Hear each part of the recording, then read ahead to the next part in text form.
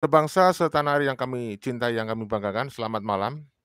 Bertemu lagi dengan kami dari channel Newsclan Official. Ya, saudaraku, kali ini kita bahas bahwa Ba'alawi terbukti sebagai keturunan Yahudi. Ya, saudaraku, banyak sekali fakta yang sudah kita ungkap dan sampai sekarang Ba'alawi masih mengaku-ngaku sebagai cucu Nabi Muhammad Shallallahu Alaihi Wasallam, masih mengaku-ngaku sebagai keturunan Rasulullah Shallallahu Alaihi Wasallam. Dan yang membuat kita miris dan prihatin, ya, masih juga banyak orang yang percaya Ba'alawi sebagai keturunan Nabi, Ba'alawi sebagai cucu Nabi, ya.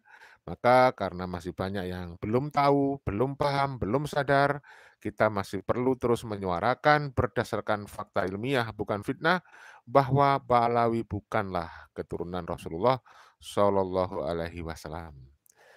Saudaraku, kita sampaikan dulu, semoga kalian semuanya sehat walafiat, dimudahkan semua urusannya yang baik ya, sehat lahir dan batin, ditambah dan diluaskan rezekinya, berikan usia umur yang panjang yang penuh barokah, dan kita ingatkan untuk selamat di dunia dibutuhkan ilmu, selamat di akhirat dibutuhkan ilmu. Tidak sedikit pun dibutuhkan nasab dari oknum-oknum Habib Ba'alawi yang terbukti secara saintifik, secara ilmiah, bukan fitnah. Kita sering terus suarakan, sering sekali kita suarakan, kita sosialisasikan, kita edukasi masyarakat, supaya masyarakat tidak terdoktrin, tidak dibodoh-bodohin, ya, tidak diperdaya oleh oknum-oknum yang mengaku sebagai cucu Nabi, tetapi tidak terbukti secara genetika, tes DNA. Mereka sekarang sudah banyak yang panik, saudara. Nah, ini ada ulasan bangsa ini harus bersatu, terutama dari kalangan Nahdiyin, ya. Para penghayat tarekat atau torekoh harusnya bersatu karena torekoh juga sudah dibelok-belokkan, ya, atau tarekat ini, ya. Kita simak dari ulasan seorang Gus atau seorang ulama, ya. Ini layak disebut ulama beliau ini, yaitu Gus Ilyas. Berikut ini, saudara. Kita simak ya, dengarkan baik-baik ya. Saya tidak usah tunjukkan gambarnya, kalian juga sudah tahu. Salam Pancasila. Salam Pancasila. Selalu semangat untuk melawan Ba'alawi Yahudi celeng ini. Masya Allah. Kurang ajar ini karena sudah setahun ini kita gembur terus, dan sekitar 6 bulan ini kita sudah melakukan perlawanan dengan ketegasan, dengan bahasa-bahasa yang lugas, karena memang dari golongan mereka belum ada pengakuan bahwasanya mereka adalah mengaku cucu Nabi tapi palsu. Ngaku cucu Nabi tapi palsu, ya. Berarti memang kurang ajar. Kalau menurut Gus Ilyas ini luar biasa, Yahudi celeng katanya. Celeng, tahu nggak tuh celeng? Tapi kalian jangan salah paham. Saya kira ini bukan sebuah ungkapan kemarahan ya. Ini untuk guyonan saja. Sedikit saya akan tunjukkan gambarnya ya. Mudah-mudahan kalian bisa ngerti kalau nanti tidak seluruhnya atau tidak sepanjang video saya tunjukkan ya. Yang penting kalian paham lah beliaunya itu seperti ini ya. Jadi termasuk yang disampaikan tadi Abu Yamafran Al-Bandani, saya coba mengurai sedikit. Saya sangat tertarik dengan statementnya beliau tadi, yang mana Kiai Torekoh seluruh Indonesia, mulai Sabang sampai Merauke, Torekoh yang dibawa oleh ulama Nusantara harus bersatu. Setelah bersatu, di situ akan melakukan analisa, juga melakukan penelitian. Karena sanad Torekoh ini banyak yang dibelokkan. Kemarin sudah kita bongkar, termasuk Torekoh Qadiriyah Naqsabandiyah, karena kita pegang kitabnya ya, yang mana di dalam kitab Fathul Arifin karangan Syekh Ahmad Khotib Sambas yang ditulis oleh muridnya yakni Syekh Ismail bin Abdurrahim Bali, yang kemarin sudah pernah ziarah di sana di Bali kemarin, dan itu salah satu rekor dunia. Karena Abu Yamafran Al-Bandani yang selama ini tidak pernah ada yang mengetahui di mana makam Syekh Ismail bin Abdurrahim Bali selaku katib atau sekretaris pribadinya Syekh Ahmad Khotib Sambas. Tidak ada yang mengetahui. Dan bahkan kemarin waktu di Bali saya melakukan penelusuran dan penelitian di masyarakat sana. Jadi di Bali tahunya itu ya hanya Syekh Maulana Ismail. Tadi tidak tahu masanya kapan atau siapa beliau.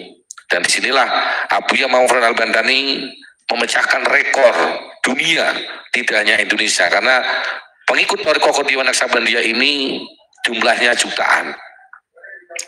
Dan bahkan dengan adanya tadi dawuh beliau, yang mana kiai Thariqah di Indonesia ini tidak hanya Qadhimiyah Naqsabandiyah, ada Sadiliyah, termasuk tadi yang saya bahas yang dibawa oleh Mbah Hadi Kiri Kusumo Merangkin Demak, Thariqah Naqsabandiyah Khalidiyah yang diteruskan sampai Mbah Mansur Popongan Klaten, dilanjutkan lagi muridnya, salah satunya adalah Mbah siapa itu? Yang Mbah Arwani. Mbah Arwani. Ini yang masyhur dengan Pondok Quran. Nah, disinilah pentingnya orang-orang Thariqah itu harus bersatu, jangan sampai berkelompok-berkelompok. Itu dawuhnya Abuya Muhammad Al-Bantani yang sering disampaikan kepada kita semua. Maka dengan kondisi Indonesia saat ini, apalagi kemarin beliau dawuhnya, kuncinya ya satu, ulama Nusantara harus berani di depan, yang betul-betul lillahi ta'ala untuk menyelamatkan bangsa Indonesia. Ini sangat penting sekali, karena Thariqah ini ibaratnya ruhnya NU. Kiai Thariqah lah yang berjuang di Indonesia, tadi sudah dibahas Ustaz Mujib. Termasuk fatwanya Utsman bin Yahya, waktu menyurati Senogogron saat itu, bahwasanya Utsman bin Yahya ini melemahkan perjuangan daripada ulama-ulama Thariqah atau kiai Thariqah, dan mengatakan bahwasanya kiai Thariqah di Indonesia ini, di Nusantara ini salah. Bayangkan, katanya sesat, katanya pemberontak, dan disuruh menyebarkan seluruh surat-surat dari Utsman bin Yahya, menyampaikan bahwasanya ini ide daripada Utsman bin Yahya di setiap negara yang dijajah oleh kolonial Belanda pada saat itu. Betapa kejamnya, gara-gara fatwanya fitnah. Ini bukan fatwa yang baik ya, tapi fatwa fitnah dari beliau. Para kiai-kiai yang berjuang pada saat itu bersama santri dan petani, banyak yang menjadi korban, yang digantung, yang dibunuh menjadi budak sebagai kerja roti. Bayangkan betapa pahitnya, betapa pedihnya pada saat itu. Nah, sekarang penerusnya penjajah Habib-Habib Yahudi celeng ini masih bercokol di Indonesia, dan dengan seenaknya karena merasa sudah menguasai seluruh Indonesia, mulai dari lapisan bawah, tengah sampai atas. Dan mereka sudah memetakan, termasuk pondok-pondok pesantren kemarin, siasat licik mereka sudah diurai dari Abuya Muhammad Al-Bantani, mendekati pondok-pondok pesantren, mendekati keturunan ulama-ulama Nusantara terdahulu, mendekati keturunan daripada Pak. Ya, saudaraku, itu ada yang mengatakan bahwa si Habib Ba'alawi ini sudah sampai mendoktrin bahwa melarang atau haram berziarah di Wali Songo. Diharapkan kita orang-orang NU itu ya berziarah ke Ba'alawi. Jadi mereka itu seenaknya ya mengklaim dan memerintah bangsa kita. Makanya kita terus suarakan nih. Kita lanjut dari Gus Ubed dulu ya. Dengan bahasa yang santun, tetapi dia menusuk, itulah ilmu saju sesuai daunnya beliau. Ya, ini Gus Ilyas maksudnya, Gus Ilyas. Kemarin saya bahas, kalau dalam kajian psikologi namanya love bombing. Jadi bahasanya halus, tapi tujuannya untuk menyiderai korbannya. Ini sangat bahaya sekali. Makanya kenapa kiai pada diam semua, karena masih ada sungkan. Kita harus belajar sejarah ulama Nusantara dulu. Tidak ada yang namanya santun kepada para penjajah. Semua tegas. Termasuk mulai Ki Abbas Buntet. Kemarin saya bahas sejarahnya Ki As'ad Syamsul Arifin, sampai gebrak meja di depannya Jepang. Meja sampai pecah hancur, bayangkan. Di situ dengan tegas Ki As'ad Syamsul Arifin menyampaikan, ini adalah bumi kami, tanah air kami, kalian pergi dari sini. Nah, saat itu penjajah Jepang itu sampai ketakutan dan pergi, karena memang begitu disegadinya ulama-ulama Nusantara tempo dulu. Kenapa sampai disegani dan ditakuti? Satu, keberaniannya. Yang kedua, karena ahli tirakat semua. Saya ingin bertanya, saat ini Yang hobi tirakat itu siapa? Sudah jarang sekali. Kita harus bersyukur dengan adanya Habib Muhammad Al-Bantani, yakni kiai yang terkenal masuk dengan ahli tirakat, bahkan menirakati keselamatan bangsa Indonesia. Tapi bagi orang-orang yang belum paham dengan perjuangan Habib Muhammad Al-Bantani, minimal jenengan diam, minimal ikuti buka channel YouTube Ponpes Unik Nusantara, jenengan nanti akan paham bagaimana pergerakan Habib Muhammad Al-Bantani untuk menyelamatkan bangsa Indonesia. Tadi saya juga sempat menelpon saudara, saya mengingatkan, karena apa? Dulu kakeknya rumahnya dibakar sama Belanda, yang satu lagi sampingnya dibom sama Belanda. Kenapa cucu-cucunya sekarang kok malah dekat dengan anteknya Belanda? Siapa? Pak Alawi Yahudi Celeng itu, kurang ajar. Karena begitu masifnya mereka. Kalau di Jawa Tengah kemarin sudah sampaikan bisnis solawat, masyarakat dihipnotis, ketika sudah banyak massa dia akan mendoktrin, tanpa disadari dia mendoktrin. Doktrinnya apa? Mengatakan katanya topik gurunya NU, Rizik gurunya NU. Ini adalah doktrin yang sangat bahaya sekali. Yang jelas golongan Pahlawi Yahudi ini dia tidak akan pernah menceritakan perjuangan kiai-kiai Nusantara, tidak akan pernah mengunggulkan ulama Nusantara. Pasti yang akan disampaikan adalah leluhur mereka, golongan Pahlawi Yahudi Celeng. Ini jelas. Makanya pada saat ini kita harus lebih bangga dengan leluhur kita, dengan kiai-kiai kita, dengan para alim ulama Nusantara yang sudah jelas perjuangannya. Kenapa kita menceritakan leluhurnya mereka yang tidak jelas mana makamnya, mana sanadnya, mana silsilahnya? Kalau leluhur kita jelas, makamnya ada. Misalkan kita punya orang tua, punya mbah. Oh, mbahnya, kakeknya makamnya di sini, buyutnya makamnya di sini, tangganya di sini, uduk-uduk siwur, gedebok bosok dan seterusnya. Kalau di Jawa itu kan jelas makamnya ada, perjuangannya ada, sejarahnya ada. Nah, golongan mereka datang ke Indonesia ingin diakui durian Nusantara, kan ini konyol. Dan bahkan leluhur Nusantara diakui leluhur mereka, tetapi dia menafikan perjuangan daripada ulama Nusantara, para raden, para pangeran yang sudah berjuang, topati jiwa raga. Tapi di sisi lain dia mencangkokkan nasab silsilahnya dengan duriah kerajaan-kerajaan yang ada di Indonesia, termasuk duriahnya Wali Songo. Ini sangat biadab sekali. Mereka pura-pura menyampaikan bahwasanya kiai ini sangat luar biasa, tapi ini adalah sebuah modus untuk mencengkeram kiai-kiai atau pondok-pondok yang ada di Nusantara pada saat ini. Kita harus mengambil sikap yang tegas pada saat ini, harus menjadi jati diri sebagai bangsa Indonesia. Kita harus ingat perjuangan leluhur kita, mbah-mbah kita, kakek kita, buyut kita, cangga kita. Tanpa ada leluhur kita, tanpa ada ulama kita, tanpa ada kiai-kiai kita, para pahlawan, tidak ada bangsa Indonesia seperti ini. Kita harus ingat perjuangan Jenderal Sudirman, meskipun sakit digendong, tetap memimpin perperangan musuh kolonial Belanda dan Inggris pada saat itu. Kemudian para kiai-kiai yang lain yang begitu luar biasa gotong royong, tidak ada saling mengaku satu dengan yang lain, tapi gotong royong bagaimana menumpas penjajah pada saat itu. Karena sekarang zamannya beda, mereka memakai politik agama dan politik identitas. Politik identitas dengan mengatakan cucu Nabi, tapi ternyata palsu. Ini sangat berbahaya sekali. Penyesatan umat. Tadi Habib Muhammad Al-Bantani membuka Quran surat Al-Mu'min ayat terakhir sudah jelas. Mereka meskipun nanti pamer anak duriah Rasul, tapi ketika melihat nanti siksa yang Allah tunjukkan kepada mereka, imannya sia-sia.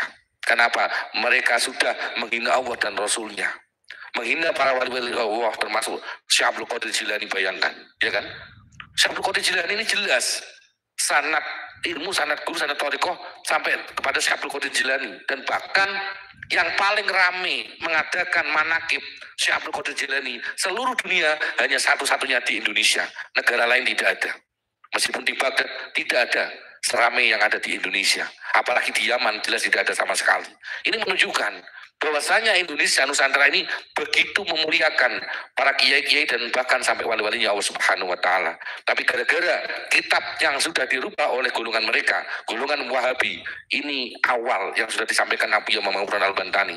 Dari awalnya kitab yang sudah dirubah, akhirnya apa? Mendoktrin santri-santri, mendoktrin anak bangsa, yang akhirnya yang ditujukan sekarang bukan kitab yang asli, tetapi kitab yang sudah dirubah oleh Wahabi. Kita harus paham ciri-ciri Wahabi bagaimana. Wahabi masuk agama apapun pasti akan merusak. Dia masuk NU akan merusak NU. Dia masuk Torikoh akan merusak Torikoh. Dia masuk pondok pesantren akan mengacak-ngacak dan merusak pondok pesantren. Dia masuk ke pemerintah akan merusak pemerintah. Ini bahayanya paham Wahabi. Nah, ciri-cirinya bagaimana? Salah satunya adalah menghalalkan harta sampai bahkan darahnya. Kok bisa? Nah, buktinya kan sudah banyak di masyarakat beredar. Menghalalkan yang bukan haknya. Makam-makam keramat yang betul itu adalah kerah Nusantara diakui mereka. Itu adalah ciri-ciri paham Wahabi.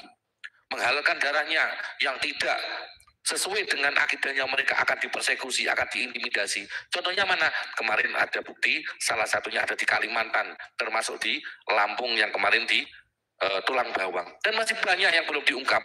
Karena masyarakat Indonesia sakingannya belum membongkar semuanya. Tapi pada saat ini sudah waktu yang tepat untuk membongkar semua yang sudah disiapkan mereka. Apalagi Abu Yahya Muhammad Al-Bantani sudah menyampaikan dengan kalimat mereka sudah merakit sesuatu. Berarti golongan Pahlawi Yahudi ini sudah betul-betul ingin makar kepada negara kesatuan Republik Indonesia. Kita harus waspada dan hati-hati.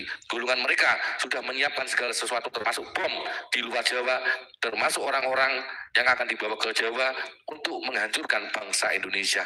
Apalagi kemarin daunnya Abu Yahya Muhammad Al-Bantani menyampaikan Indonesia akan dipecah belah, nanti akan dibagi setiap pulau. Ini sangat ironis sekali. Kalau sekarang kita tidak lawan dan menyiapkan untuk memberantas golongan mereka, keamanan dan keselamatan bangsa Indonesia ini yang harus kita pikirkan. Nasib anak cucu kita nanti yang harus kita pikirkan. Jangan enak-enak sekarang. Jangan berpikir, wah ini aman-aman saja. Dulu pernah kejadian. Sebelum waktu corona, Abu Yahya Muhammad Al-Bantani sudah menyampaikan, nanti akan ada suatu musibah yang besar daripada tsunami. Karena pada nggak percaya saat itu terlena. Asik di zona nyaman masing-masing. Lah sekali jebol, seluruh Indonesia bahkan dunia diam semua. Wabah penyakit corona pada saat itu. Tidak ada yang berkuar-kuar. Ini loh aku cucu ini, tidak ada sama sekali. Ini loh aku, tidak ada sama sekali. Tetapi alhamdulillah masih ada satu di Indonesia bahkan dunia, siapa Abu Yahya Muhammad Al-Bantani, menyelamatkan bangsa Indonesia khususnya pada saat itu dari wabah corona, dan alhamdulillah selesai. Pertanyaan saya, sekarang jenengan bisa umroh dan haji lagi atas perjuangan siapa? Anak-anak jenengan semua, anak cucu jenengan semua sekarang bisa sekolah lagi atas perjuangan siapa? Sekarang harus sadar, jenengan tidak membantu Pondok Unik, tidak membantu Abu Yahya Muhammad Al-Bantani, minimal diam. Untuk para muhibbin, ini urusannya kita dengan Pahlawi Yahudi celeng. Terima kasih. Wabillahi taufiq wal hidayah. Assalamualaikum warahmatullahi wabarakatuh. Salam Pancasila. Waalaikumsalam warahmatullahi wabarakatuh. Salam Pancasila, Gus Ilyas ya. Jadi kita berharap, kita mari bersatu saudara. Kita bersatu untuk satu kata, yaitu memperjuangkan Indonesia, persatuan Indonesia ya, jangan mau dipecah belah.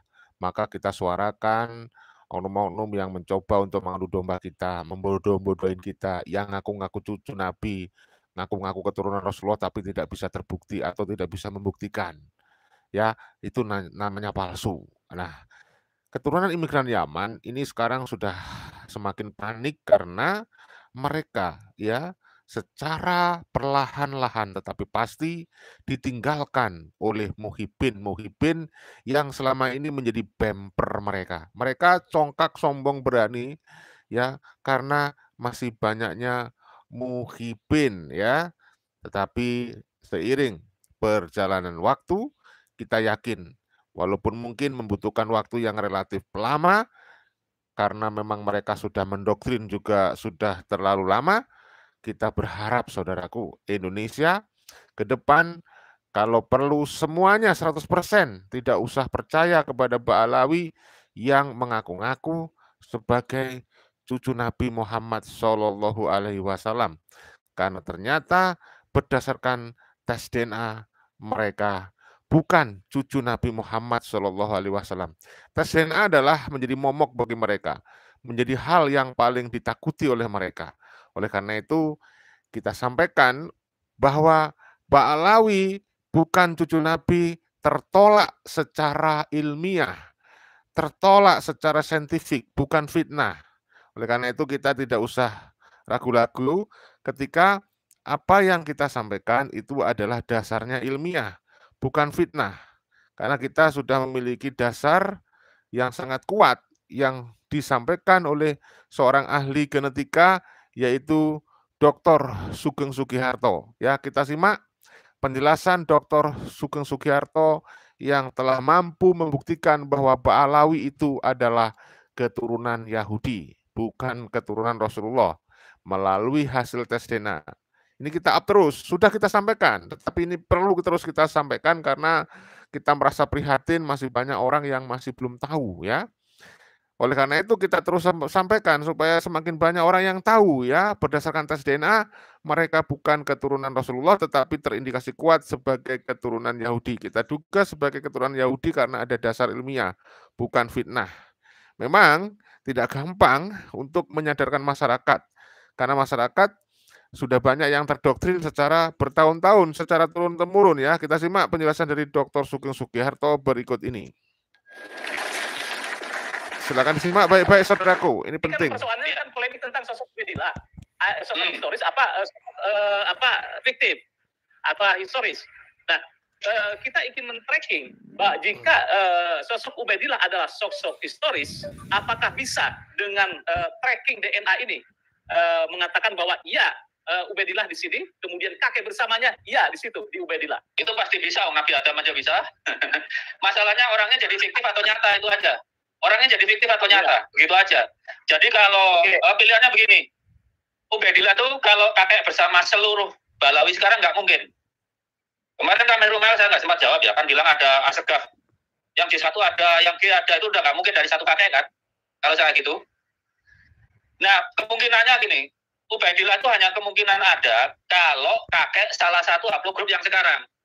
Misalnya disepakati G saja, atau J saja, J1 saja, yang, ingat yang, kalau kita cari jarak genetiknya, itu berumur 1100 tahun yang lalu, plus minus 5%. Itu ditemukan apa tidak? Belum. Itu tergantung Rabito Alawi. Iya, itu tergantung Rabito Alawi yang mau terbuka atau enggak. Ba'alawi yang menjadi polemik kajian keiman adalah tentang sosok Ubedillah.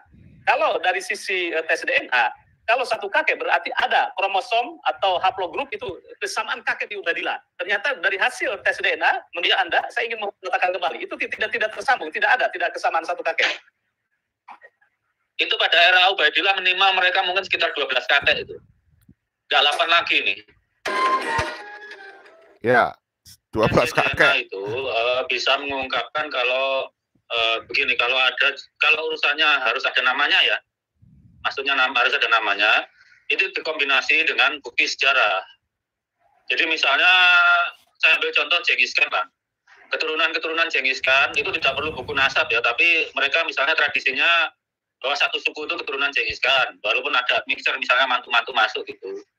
Itu kalau dites DNA-nya ada yang namanya star cluster, jadi keturunan langsung laki-lakinya dari banyak suku, maka akan ketahuan kakek bersamanya sekian ratus tahun yang lalu. Itu dari satu kakek berarti mereka keturunan Genghis Khan. Kalau dari banyak kakek, nah itu baru dianalisa lagi.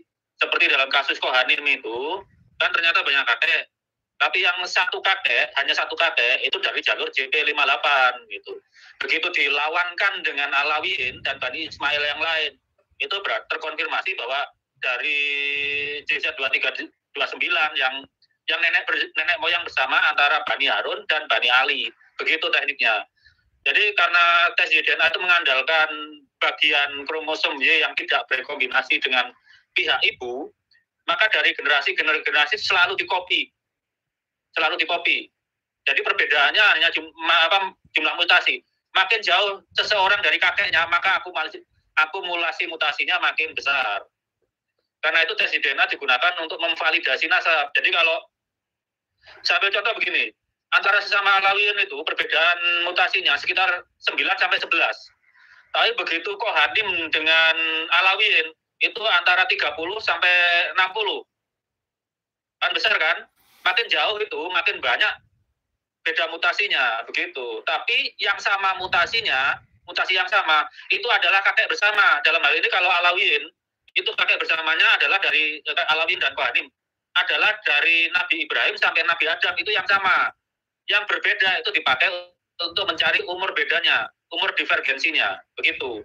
Jadi tes DNA itu sesuai dengan hasil lamar NU dulu, di mana ya Boyolali, bahwa tes DNA itu bisa untuk membatalkan nasab kalau berlawanan jauh dari margin of error-nya. Margin of error itu kan 5% ya.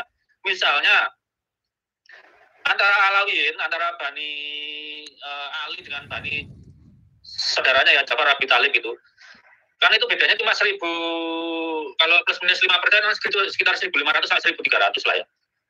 Kakek bersamanya hidup di antara itu. Tapi kalau dengan Balawi yang haplogroup grupnya G, itu 40.000 tahun yang lalu kan nggak mungkin.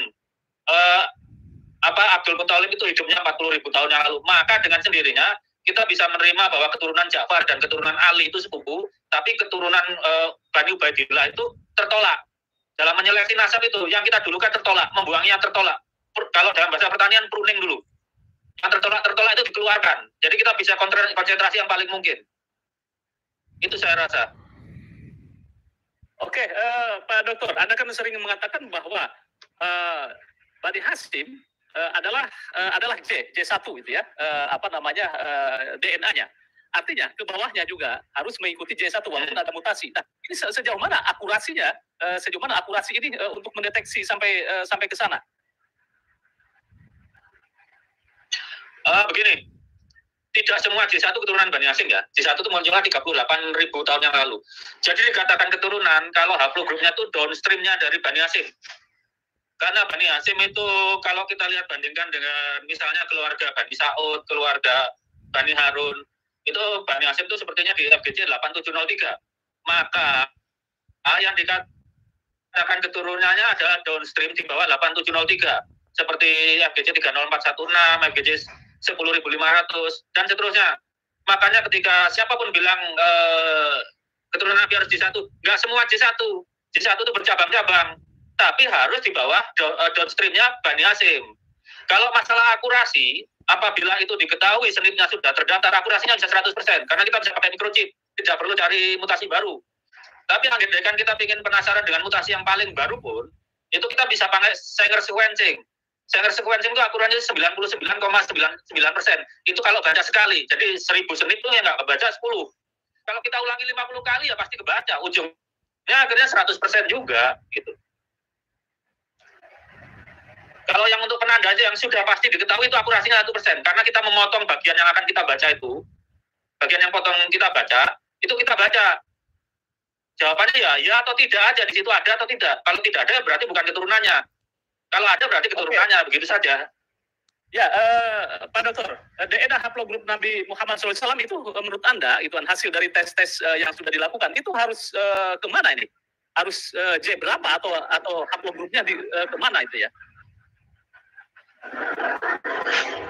Kalau di bawah Imam Ali itu FGC 10.500. Cuma kalau Imam Ali kan anaknya laki-lakinya tuh yang sambung masih bertahan sampai sekarang ya, keturunannya itu kan 5 cabang. Jadi kalau dari Imam Hasan itu penandanya STR, jadi DS berapa ya, 500 300 lupa. Sebentar saya lihat dulu. Nanti sebut sel. Jadi FGC 500 plus STR-nya ya itu kalau Imam Hasan. Kalau Imam Husain itu FGC 30416. Itu jadi penandanya itu. Kalau mencari itu saja itu pasti akurasinya 100%. Karena kita memotong bagian yang itu saja. Gitu. Oke, jadi kalau seseorang mengaku sebagai keturunan Rasulullah, baik dari Hasan atau Husain, itu haplogrupnya harus berada di posisi apa ini? J, R, FGC 10.500, keturunan Ali. keturunan Israel. J, harus J. J tapi cabangnya di FGC 10.500. Gini. Kalau Imam Husain ya, penanda Imam Husain itu penanda pertamanya harus ada J1. Kedua harus ada MGC 10.500. Dua. Ketiga harus ada minimal ya, ini minimal ya. Itu harus ada JFGC 30416. Jadi minimalnya 3 itu. Kalau Imam Hasan harus ada J1, jadi M267. Kedua adalah MGC 10.500. Ketiga ada di STR-nya, yaitu DS 513. Itu panjangnya 12 kali ulangan. Itu untuk sampai saat ini. Karena Imam Hasan itu anaknya banyak. Apa? Ya, oke. Kalau Imam Ya, hasil Ba'alawi sekarang dok ada yang seperti itu belum? Ba'alawi yang mengaku Ba'alawi ada 2 orang yang keturunan Imam, satu Imam Husain, satu Imam Hasan. Itu sudah menunjukkan masalah. Karena dari Ba'alawi itu ngaku Al-Husaini. Jadi kok bisa ada Imam Hasan masuk? Itu kan aneh. Yang satu dari Imam Husain itu kalau menurut DNA-nya dari adminnya itu adalah Bani Al-Musawi, keturunan Musa Al-Qadim. Jadi sepanjang apa ya? Saya belum bisa menilai sepanjang yang bersangkutan kemarin disebut namanya oleh Mas Rumail Ihab itu belum mengirim file VCF-nya, file mentah pemeriksaannya. Dalam hal ini kan kalau kita sering beredar, gimana? Silakan. Saya baca juga tulisan Gus Rumail ini tadi Pak Dokter mengatakan bahwa tentang Kohanim ya. Di sini ini tulisan-tulisan Gus Rumail, mungkin nanti bisa dikasih Tuan ya.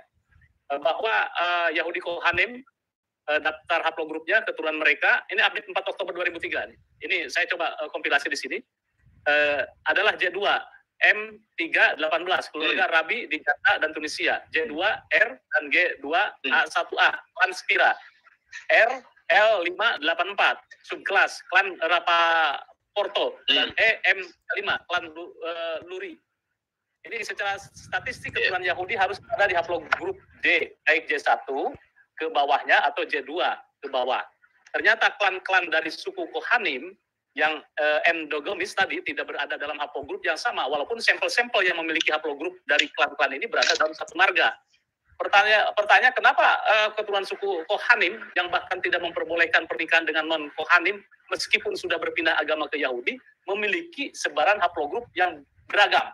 Ada R, G, dan E seperti daftar di atas. Nah, ini mungkin sedikit diberikan pencerahan ini. Nanti mungkin Gus Rumail saya juga mau pertanyakan maksud dari literasi seperti apa? Oke. Sekarang begini, andaikan endogami, terus Anda pergi ke suatu wilayah tertentu, terus garis laki-laki Anda punah, apa Anda memaksa wanita-wanita Anda tidak menikah? Kan enggak. Itu ada di tesis Profesor Wetley itu. Bahwa kalau terjadi misalnya isolasi kepunahan lelaki, ya terpaksa harus ada substitusi kan, yang menggantikan. Manusia itu tidak bisa menjamin keturunan laki-lakinya lanjut lurus. Itu kalau Mas Rumail nggak ngerti lah. Mas Rumail itu distribusi poison aja nggak ngerti, jadi gimana dia bisa menghitung kepunahan? Nggak bisa. Itu anak-anak yang biologi genetika populasi yang mengerti. Jadi begini, perhitungan profesor dari Michael Hammer, minimalnya dalam Kohanim itu kalau 3.000 tahun yang lalu, paling nggak harus ada 100 orang dengan 10 haplogrup kalau bertahan sampai sekarang. Itu ada kalkulasinya, jadi ada koefisien berapa kali kemungkinan punahnya itu ada. Selalu ada.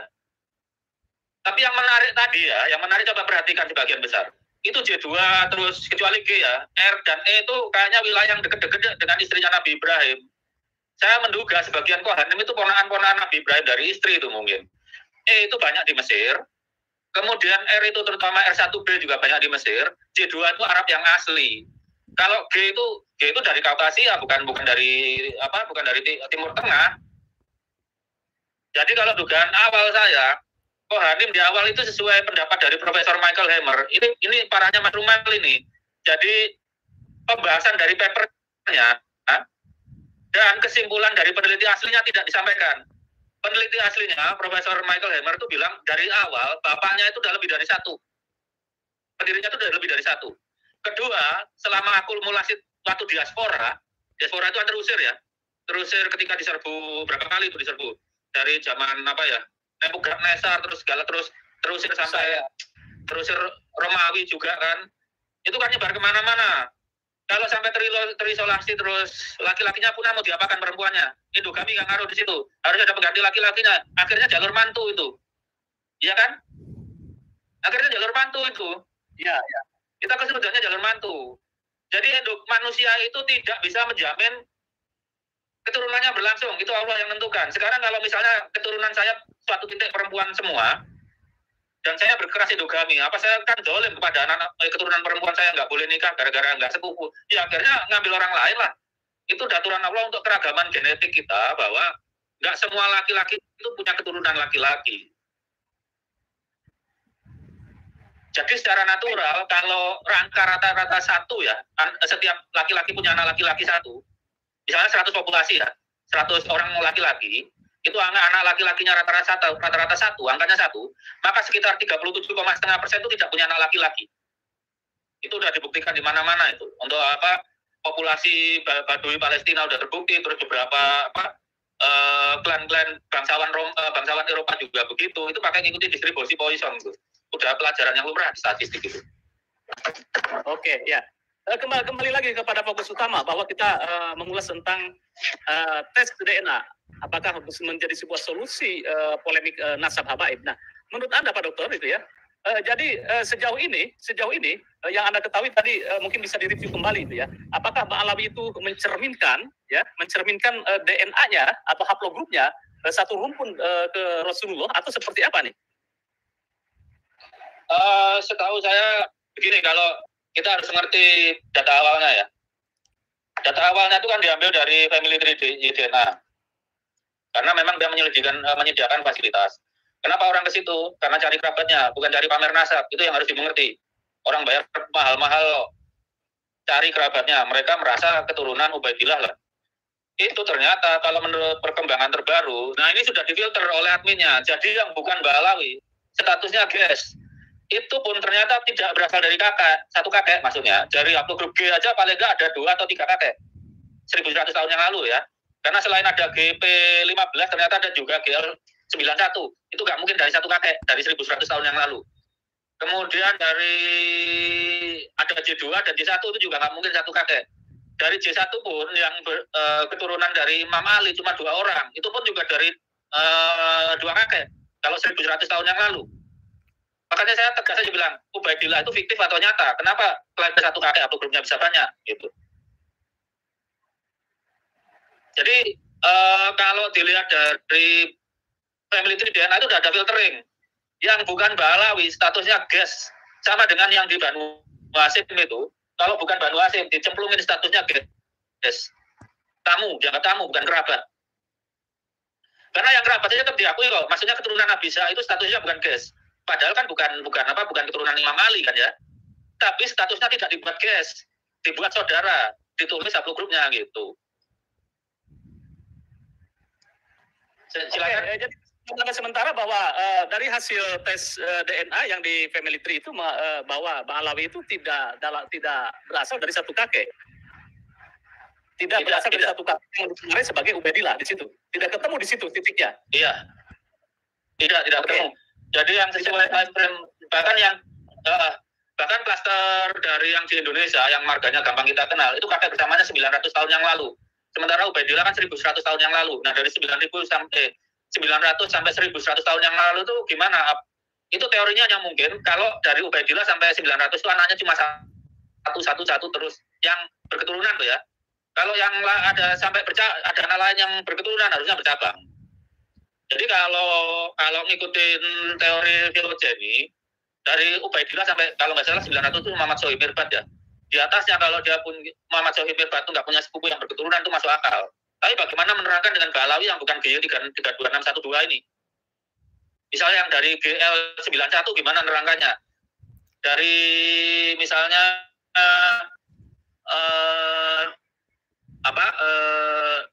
haplogrup E gimana menerangkannya? Atau yang dari ini marga al-hadat aja ada yang E kok, EY134343. Marga al-hadat kan umum di Indonesia. Itu juga bukan dari haplogrup C. Oke, gitu ya. Jadi kalau bisa disimpulkan bahwa akurasi haplogrup itu kalau ke atasnya satu kakek itu minimal ada kesamaan di haplogrupnya. Apakah J atau G atau E atau R begitu Pak Sugeng? Jadi kesamaannya dari kakek bersama sampai Nabi Adam itu selipnya harus ada semua. Karena mutasi selip ini sekali ditandai itu abadi. Itu udah takdir Allah begitu. Ilmu alam itu kan cuma membaca bukti yang diberikan Allah kan. Bukan kita bikin loh, enggak loh. Membaca bukti yang diberikan Allah. Cuma ketika tes DNA, kadang secara efisien hanya fragmen tertentu yang dibaca. Jadi urutannya disesuaikan dengan mapnya. Tapi kalau diambil semuanya, misalnya 57 desper itu diperiksa semuanya, itu dari anak pertama Nabi Adam itu kan dianggap nggak bermutasi. Jadi dari anaknya Nabi Adam sampai kakek terakhir mereka, misalnya Imam Ali, itu selipnya harus ada semua. Begitu caranya. Satu lagi pertanyaannya itu ya. Saya ingin menandaskan saja itu ya. Mbak Alawi yang menjadi polemik kajian keiman adalah tentang sosok Ubaidillah. Kalau dari sisi tes DNA, kalau satu kakek berarti ada kromosom atau haplogrup itu kesamaan kakek di Ubaidillah. Ternyata dari hasil tes DNA, menurut Anda, saya ingin mengatakan kembali, itu tidak tersambung, tidak kesamaan satu kakek. Itu pada era Ubaidillah minimal mereka mungkin sekitar 12 kakek itu. Nggak 8 lagi nih. Ya, menangkapkan pertanyaan saya. Ini kan persoalannya kan polemik tentang sosok Ubaidillah. Soal historis apa fiktif atau historis.